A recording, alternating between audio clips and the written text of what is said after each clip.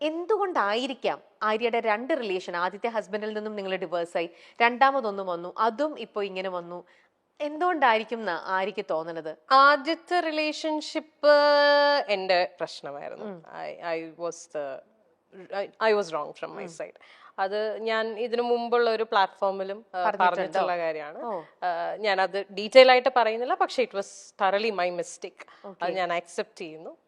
ആ റിലേഷൻഷിപ്പ് അങ്ങനെയാണ്, അത് വേണ്ടാന്ന് തോന്നിയത്. അത് പിന്നെ എന്റെ ഒരു അത് കഴിഞ്ഞ് കുറെ നാൾക്ക് ശേഷമാണ് ആയിരിക്കും എന്റെ മിസ്റ്റേക്ക് ആണ് എന്നുള്ളൊരു റിയലൈസേഷൻ അല്ല, അത് ആ സമയത്ത് എനിക്ക് ആ റിയലൈസേഷൻ ഉണ്ടായി.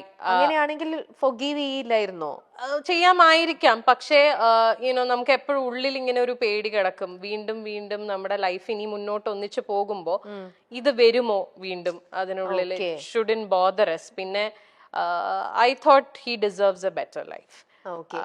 അവിടെ ആര്യ തെറ്റ് ചെയ്തതിന്റെ ഒരു അതെ, എനിക്കൊരു ഗിൽറ്റ് വന്നതാണ് അവിടെ. അപ്പം I genuinely thought he should have a better life എന്നുള്ളത്. പിന്നെ he found his life partner also. ആളിപ്പം മാരിഡ് ആണ്, ഹാപ്പി ആയിട്ട് അവര് ഒന്നിച്ച് വർക്ക് ചെയ്യുന്ന ആൾക്കാരാണ്, ഹാപ്പി ആയിട്ട് പോകുന്നു. So that was meant to be. അങ്ങനെ വിശ്വസിക്കുന്ന ആളാണ് ഞാൻ. ശരിയാണ്, we have a beautiful girl child. അവൾക്ക് ഞങ്ങൾ രണ്ടുപേരും ഉണ്ട്. അവള് ഈ പറയുന്ന പോലെ വളരെ അണ്ടർസ്റ്റാൻഡിങ് ആയിട്ടുള്ള ഒരു കുട്ടിയാണ്. അച്ഛനും അമ്മയും ഞങ്ങൾ രണ്ടുപേരും ഒന്നിച്ച് തന്നെയാണ് അവളെ വളർത്തുന്നതും. അവളുടെ എല്ലാ കാര്യങ്ങളിലും ഞങ്ങളുടെ ഡിസിഷൻസ് എല്ലാം മ്യൂച്വൽ ആണ്. ആൻഡ് ഈക്വലി ആള് വരുമ്പോ, I mean whenever he wants to be with her, she goes to him. അല്ലാത്തപ്പം ഞാൻ ടേക്ക് കെയർ ചെയ്യണു. അങ്ങനെ ഒരു ഡിഫറൻഷിയേറ്റ്, അങ്ങനെ ഒരു പ്രശ്നമേ അവിടെ വരുന്നില്ല. അതാണ് ഫസ്റ്റ് റിലേഷൻഷിപ്പിൽ സംഭവിച്ചത്. സെക്കൻഡ് റിലേഷൻഷിപ്പ് ഈ പറഞ്ഞ പോലെ ചിലപ്പം ആദ്യത്തെ റിലേഷൻഷിപ്പിൽ ഉള്ള എന്താ പറയാ, അതിനുള്ള ശിക്ഷയായിട്ട് എനിക്ക് കിട്ടിയതായിരിക്കാം സെക്കൻഡ് റിലേഷൻഷിപ്പ്. ഈ പറഞ്ഞ പോലെ ഷിബ്ല പറഞ്ഞില്ലേ, ഞാൻ റിലേഷൻഷിപ്സിൽ 150% കൊടുക്കുന്ന ആളാണ്.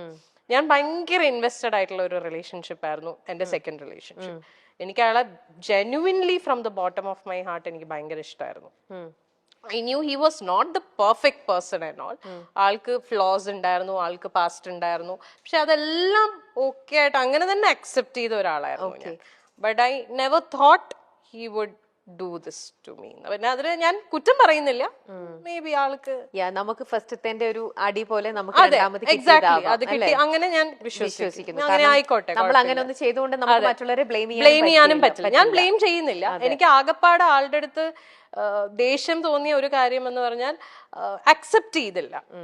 ലൈക്ക് വേറെ ഒരു ആളോട് ഒരു ഇഷ്ടം തോന്നി, അല്ലെങ്കിൽ ആ റിലേഷൻഷിപ്പിലേക്ക് പോയി എന്നുള്ളത് അത് ഓപ്പൺലി എന്നോട് പറഞ്ഞിരുന്നെങ്കിൽ നമ്മൾ സ്റ്റെപ്പ് ബാക്ക് ചെയ്യും. We would never force someone. നമുക്ക് ഒരാളെ ഫോഴ്സ് ചെയ്യാൻ പറ്റില്ലല്ലോ നമ്മളെ കൂടെ നിൽക്കൂ എന്നുള്ളത്. അത് ഓപ്പൺ ആയിട്ട് പറഞ്ഞിരുന്നെങ്കിൽ കുറച്ചും കൂടി നേരത്തെ, കുറച്ചും കൂടി ബെറ്റർ ആയിട്ട് എനിക്ക് ഇതൊന്ന് കം ഔട്ട് ചെയ്യാൻ പറ്റിയേനെ with the help of my people. പക്ഷെ അത് സംഭവിച്ചില്ല.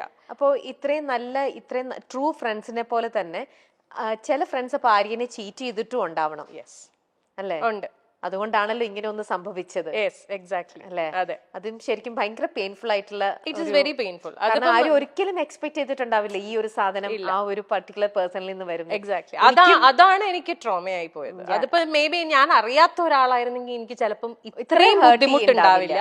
ഇത് എനിക്ക് ആ പെയിൻ ശരിക്കും കിട്ടുന്നു, കാരണം എനിക്ക് റിലേറ്റ് ചെയ്യാൻ പറ്റുന്നുണ്ട്. എന്റെ കണ്ണിപ്പൊ നിറയാണ് ആക്ച്വലി. കാരണം ആ ഒരു വേദന ഒരു ലേഡി എന്നുള്ള രീതിയിൽ എന്റെ കണ്ണ് നിറയണം. നമുക്കത് ശരിക്കും നമുക്കത് ഫീൽ ചെയ്യാൻ പറ്റുന്ന ഒരു കാര്യമാണ്. ആര്യ അത് യു വെന്റ് ത്രൂ ദാറ്റ്. ഭയങ്കര ഒരു ആര്യ അത് എങ്ങനെ ഹാൻഡിൽ ചെയ്തു? Arya it was very difficult. ഞാൻ I fell on to a depression. ഭയങ്കര ബുദ്ധിമുട്ടായിരുന്നു. I lost myself. നമുക്കത് കാരണം നമ്മൾ ജീവനായിട്ട് നമ്മുടെ കൂടെ നിർത്തിയിട്ടേ അവൾ എനിക്കിട്ട് ഇങ്ങനെ പണിയ എന്നൊക്കെ പറയണത് ശരിക്കും. അതെ, എന്റെ കാര്യത്തിൽ കുറച്ചും കൂടെ ബുദ്ധിമുട്ടായി പോയത്, ഞാൻ ഇതെല്ലാം ഫേസ് ചെയ്യുന്നത് ലോക്ക്ഡൌണിന്റെ സമയത്താണ്. മൊത്തത്തിൽ ഞാൻ പെട്ടുപോയ അവസ്ഥയായിരുന്നു. Like I couldn't do anything. എന്നുവെച്ചാൽ നമുക്കിപ്പോ ഒരു കൗൺസിലറിന്റെ അടുത്ത് പോലും പോവാൻ പറ്റത്തില്ല എന്നുള്ള. ഒരാളെ ഇപ്പം നമ്മൾ പറയും ഓക്കെ ഫ്രണ്ട്സിന്റെ അടുത്ത് പോയിരുന്ന് ചിലപ്പോ സംസാരിച്ചാ ഓക്കെ, എങ്ങനെ പോവാനാ? മുറിന്ന് പുറത്തിറങ്ങാൻ പറ്റില്ല, because we are all lockdown. ആകപ്പാടെ ഈ കമ്മ്യൂണിക്കേഷനേ ഉള്ളൂ. പക്ഷെ എത്രയൊക്കെ നമ്മൾ ഫോണിൽ കമ്മ്യൂണിക്കേറ്റ് ചെയ്താലും ഒരു ഫേസ് ടു ഫേസ് നമ്മൾ ഇപ്പൊ ഇങ്ങനെ ഇരുന്നൊരു ബ്രേക്ക് ഡൗൺ ചെയ്ത് പോയാൽ ചിലപ്പോൾ ഇതങ്ങ് പോവും. അതും ഫോണിൽ നമ്മൾ സംസാരിക്കുന്നതൊക്കെ തമ്മിൽ there's a lot of difference. അപ്പം ആ ഒരു സാധനവും എനിക്ക് കിട്ടിയില്ല. അപ്പൊ ഞാൻ മുഴുവനായിട്ട് ഞാൻ അതിൽ എന്താ പറയാ ഡ്രൗൺ ആയി പോയി. ആരാ പിന്നെ ആര്യനെ ഹെൽപ്പ് ചെയ്തത്? ഞാൻ തന്നെയാ. ഇപ്പൊ എന്ത് പറയാൻ വന്നു? പക്ഷേ ഈ പറഞ്ഞ പോലെ യുനോ ഒരു പോയിന്റിൽ നമ്മൾ റിയലൈസ് ചെയ്യും. എന്നെ ഈ പറഞ്ഞ പോലെ പുഷ് ചെയ്യാൻ അഫ്കോഴ്സ് എന്റെ ഫ്രണ്ട്സ് ഉണ്ടായിരുന്നു. ഒരു പോയിന്റ് എത്തിയപ്പോൾ അവരെല്ലാവരും റിയലൈസ് ചെയ്തു ദാറ്റ്സ് ഞാൻ മുങ്ങിക്കൊണ്ടിരിക്കുകയാണെന്നുള്ളത്. അപ്പൊ അവരെല്ലാവരും അവരുടെ എല്ലാ സൈഡിൽ നിന്നും മാക്സിമം പറ്റുന്ന രീതിയിലൊക്കെ എന്നെ സപ്പോർട്ട് ചെയ്തു. പിന്നെ എന്നെ ഏറ്റവും കൂടുതൽ എന്നെ ഇതിലേക്ക് തിരിച്ചു കൊണ്ടുവന്നത് ഇസ് മൈ ഡോട്ടർ. അവളൊന്നും ചെയ്തിട്ടല്ല, പക്ഷെ അവളുടെ പ്രസൻസ് ഇൻ മൈ ലൈഫ് അത് മതിയല്ലോ. നമ്മൾ ജീവിക്കുന്ന മക്കൾക്ക് വേണ്ടിയിട്ടാണ്. നമ്മുടെ എന്നെ സംബന്ധിച്ചിടത്തോളം ഷീസ് മൈ എവറിഥിങ്. ഞാൻ ഇപ്പൊ ജീവിക്കുന്നതും ഇപ്പൊ കഷ്ടപ്പെടുന്നതും ഒക്കെ അവളുടെ ഫ്യൂച്ചർ സെക്യൂർ ആക്കുക, അവളെ ഹാപ്പി ആയിട്ട് വെക്കുക.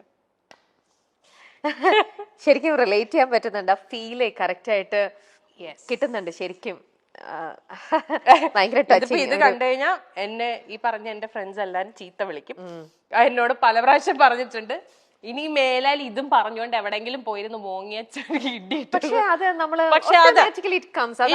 കാരണം നിങ്ങളുടെ കൂടെ ഒരു രീതിയിലും പിക്ചറിലുള്ള ഒരാളായിരുന്നില്ല ഞാനൊരു പുറത്തുനിന്നുള്ള ഒരു ലേഡി എന്നുള്ള രീതിയിൽ ഇന്നിപ്പോ ആര്യനെ ഇത്രത്തോളം ഇൻ ആൻഡ് ഔട്ട് മനസ്സിലാക്കിയതിൽ നിന്നും എനിക്ക് ഇത്രത്തോളം ഹേർട്ട് ചെയ്യണം എന്നുണ്ടെങ്കിൽ, എന്റെ കണ്ണുകൾ നിറഞ്ഞ് ഇങ്ങനെ ഒഴുകണം എന്നുണ്ടെങ്കിൽ ആ ഒരു അത് അവർക്ക് ഞാൻ ഇങ്ങനെ ഇരുന്ന് കരയണത് കാണാനൊന്നും അവർക്ക് ഇഷ്ടമല്ല. അതുകൊണ്ടാണ് അവര് പറയുന്നത്, അല്ലാതെ വേറൊന്നും കൊണ്ടിട്ടല്ല. അവര് പറയണത് എന്തിനാ ഇങ്ങനെ പോയിരുന്നു ഇനി കരയില്ലേ എന്ന് പറയും. അത് അവരുടെ പോയിന്റ് ഓഫ് വ്യൂല് വളരെ അവർക്ക് അങ്ങനെ പറഞ്ഞ പോലെ ഈ ഞാൻ മറ്റേ ഇമോഷണൽ ആയതുകൊണ്ട് ഇത് ട്രിഗറായി വരും. കഴിഞ്ഞു, that's over. പക്ഷെ എന്നാലും അത് ആര്യ എത്ര ടൈം എടുത്തിട്ടുണ്ടോ അതിന്ന് റിക്കവർ ചെയ്ത് ഇങ്ങനെ വരാനായിട്ട്? സെൽഫ് തന്നെയാണ് അത് കംപ്ലീറ്റ് വർക്ക് ചെയ്തത്. More than 1 year. പിന്നെ ഞാൻ എന്താ ചെയ്ത വെച്ചാല് ഞാൻ I wanted to distract my mind completely. അങ്ങനെ ഞാൻ ഫുൾ എന്റെ കോൺസെൻട്രേഷൻ എന്റെ ബ്രാൻഡിലിട്ടു. കാഞ്ചീവരത്തില് ഒന്നും നോക്കിയില്ല. ബ്രാൻഡ് മാക്സിമം വർക്ക് ചെയ്ത് എനിക്ക് തോന്നുന്നു ആ ഒരു സമയത്താണ് ഞാൻ ആ ബ്രാൻഡിനെ ഒന്ന് ശരിക്കും പൊക്കി എടുത്ത് കൊണ്ടുവന്നത്. പിന്നെ അതില് എനിക്കൊരു സാറ്റിസ്ഫാക്ഷൻ, നമുക്ക് അതിലൊരു അഡിക്ഷൻ വരുമല്ലോ. Okay, when we see that okay something is working out good for us, പിന്നെ നമ്മൾ അതിലേക്കാവും ഫുള്ള്. വേറെ ഒന്നിലേക്ക് നമുക്ക് പോവാനുള്ള ഒരു മൈൻഡ് വരില്ല. അപ്പൊ നമ്മുടെ കംപ്ലീറ്റ് ഫോക്കസ് അതില്ല. ബിക്കോസ് അതിൽ നിന്ന് എനിക്ക് വേണ്ടതെല്ലാം കിട്ടുന്നുണ്ട്. Satisfaction, happiness, peace of mind, everything. വേറെ ഒന്നും നോക്കില്ല. പിന്നെ തിരിഞ്ഞു നോട്ടം ഉണ്ടായി. അങ്ങോട്ട് തിരിഞ്ഞു നോക്കുക വേണ്ട. ഞാൻ എപ്പോഴും പറയണ ഒരു കാര്യമാണ്, I am still very thankful to that person for one thing. ആളില്ലായിരുന്നെങ്കിൽ ചിലപ്പോ കാഞ്ചീവരം എന്ന് പറയുന്ന ബ്രാൻഡ് ഞാൻ സ്റ്റാർട്ട് ചെയ്യില്ലായിരുന്നു. ആ സമയത്ത് ആൾ എനിക്ക് തന്ന ഒരു ഇമോഷണൽ ആൻഡ് മോറൽ സപ്പോർട്ട് ഉണ്ട്. That is huge. അതിന് ഞാൻ I will be Forever grateful.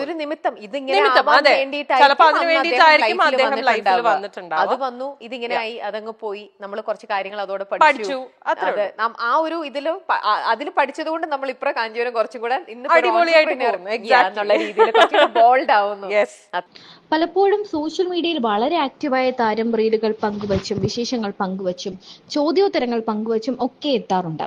തനിക്കെതിരെ വരുന്ന എല്ലാ അലിഗേഷൻസിനും വിമർശനങ്ങൾക്കും വിവാദങ്ങൾക്കും എല്ലാം ആര്യ കൃത്യമായ മറുപടി നൽകാറുമുണ്ട്. തന്റെ ജീവിതത്തിൽ സംഭവിച്ച കാര്യങ്ങളെപ്പറ്റി ബിഗ് ബോസിൽ പലപ്പോഴും തുറന്നു പറയുകയും ചെയ്തു. ബിഗ് ബോസിൽ വെച്ച് തനിക്കൊരു പ്രണയമുണ്ടെന്നും ആ ബിഗ് ബോസ് ഷോ കഴിഞ്ഞാൽ തങ്ങൾ ഒന്നാകുമെന്നും ഒക്കെ ആര്യ തുറന്നു പറഞ്ഞിരുന്നു. വർഷങ്ങളായുള്ള ബന്ധമായിരുന്നു അത്. എന്നാൽ ബിഗ് ബോസിൽ നിന്നും തിരിച്ചു മടങ്ങി ആര്യയെ കാത്തിരുന്നത് വലിയൊരു ദുരന്ത വാർത്തയായിരുന്നു. കാരണം താൻ ഏറെ പ്രണയിച്ച തന്റെ കാമുകനെ, അല്ലെങ്കിൽ താൻ വിവാഹം കഴിക്കാൻ പോകുന്ന തന്റെ പ്രിയപ്പെട്ട ആളെ തന്റെ ഉറ്റ കൂട്ടുകാരി സ്വന്തമാക്കി കഴിഞ്ഞു എന്ന വാർത്തയാണ്. ആര്യ ഇത് കണ്ടെത്തുകയായിരുന്നു. ഒരിടത്തൊരു ഹോപ്പ് തന്നോണ്ടിരിക്കും. എന്നാൽ അറ്റ് ദ സെയിം ടൈം എനിക്ക് ഫീൽ ചെയ്തത് ഇതാണ്, ലൈക്ക് അപ്പൊ നമുക്കൊരു മെന്റൽ ടോർച്ചർ ആണല്ലോ അത്.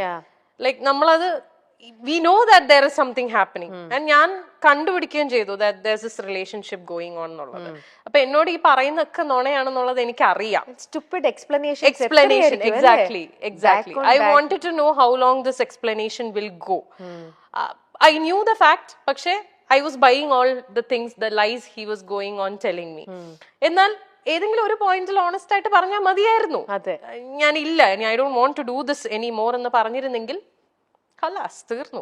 ഞാൻ അപ്പൊ സ്റ്റോപ്പ് ചെയ്തിട്ട് എത്ര പെയിൻഫുൾ ആയിട്ടായിരിക്കും ആര്യ ഓരോ തവണയും ഇങ്ങനത്തെ കാര്യങ്ങൾ യു ന്യൂ ദാറ്റ് അല്ലേ, knew എന്നിട്ട് it. അറിഞ്ഞിരുന്നിട്ട് ചോദിക്കുമ്പോൾ എഗെയിൻ പുള്ളി പറയണ ഓരോ ഇങ്ങനത്തെ ഒരു ഇതിനകത്തുനിന്ന്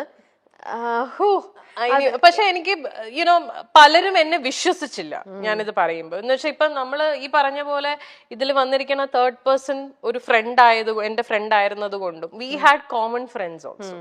സോ ഒരിക്കലും ആരും വിശ്വസിക്കില്ല ഈ കുട്ടിയാണ് എന്ന് അവരൊന്നും അറിഞ്ഞിരുന്നില്ല, ബാക്കി നിങ്ങളുടെ ഫ്രണ്ട് സർക്കിളൊന്നും നോബഡി കംപ്ലീറ്റ്ലി ഹൈഡ് ചെയ്ത് വെച്ചു. But her husband found out. Okay, ആള് കണ്ടുപിടിച്ചിട്ടുണ്ടായിരുന്നു. പക്ഷെ nobody else like friends gang ൽ ആർക്കും അറിയില്ലായിരുന്നു. Nobody was ready to believe also